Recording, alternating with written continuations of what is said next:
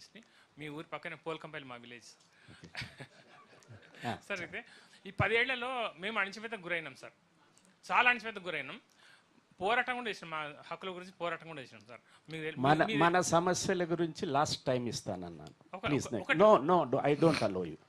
మన సమస్యలు లాస్ట్లో. నెక్స్ట్ తర్వాత. నమస్తే సార్, నా పేరు రాజు, ఆంధ్రజ్యోతి రిపోర్టర్ సార్. ఏం సార్, రైతు భరోసా గురించి కొంచెం స్పష్టత కోసం రైతులు ఎదురు చూస్తున్నారు. 70 లక్షల మంది రైతులు ఎట్లా అమలు చేయబోతున్నారు అనేది ఉంది. ఎందుకంటే 2 monthsలో మళ్ళీ ఖరీఫ్ సీజన్ ప్రారంభం కాబోతుంది. మీరు ఎలా చేయబోతున్నారు? రైతు భరోసాకు సంబంధించి ఎవరు ఆందోళన చెందాల్సిన అవసరం లేదు. గతంలో కొనసాగిస్తున్న రైతు బంధును ఇప్పటి వరకు 5 ఎకరాల వరకు ఉన్న రైతులకు దాదాపుగా 62 లక్షల మందికి రైతు బంధు వాళ్ళ ఖాతాలో పడ్డది.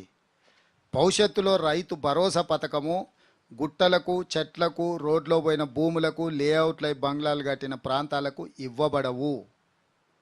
అట్లాంటి వాటిని అన్నిటిని కూడా సర్వే చేసి వాటిని తొలగిస్తాము. అందుకే గ్రామాలలో రైతు బంధు అడిగే వాళ్ళను అప్లికేషన్ పెట్టుకోమన్నాము.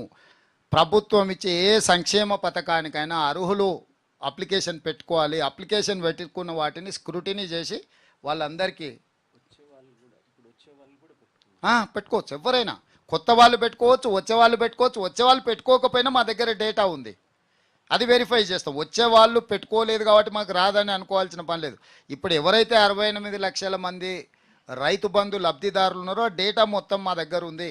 అందులో ఎవరైనా అనర్హులు ఉంటే వాటిని విశ్లేషిస్తాం. అంటే ఆల్రెడీ అమ్మేసుకొని లేఅవుట్లు అయిపోయి కాలనీలు వచ్చిన వాళ్ళు కూడా నాకు తెలిసిన బంధువులు చాలామంది ఉన్నారు.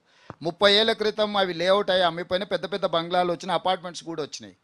కానీ ల్యాండ్ యూసేజ్ మారకపోవడం వల్ల, అంటే నాన్ అగ్రికల్చర్ ల్యాండ్ కన్వర్ట్ కాకపోవడం వల్ల అగ్రికల్చర్ ల్యాండ్ కింద వాళ్ళ పేరు మీదనే వస్తుంది. వాళ్ళకి లక్షల రూపాయలు వాళ్ళ ఖాతాలో పడుతున్నాయి. ఈ మధ్యలోనే మీ పేపర్లోనే రాసిండ్రు, నేషనల్ హైవేస్ కింద రోడ్లలో పోతే వాళ్ళకు కూడా రైతు బంధు వస్తానే ఉందని. ఇట్లాంటి నిర్లక్ష్యము, తప్పుడు విధానాలకు రైతు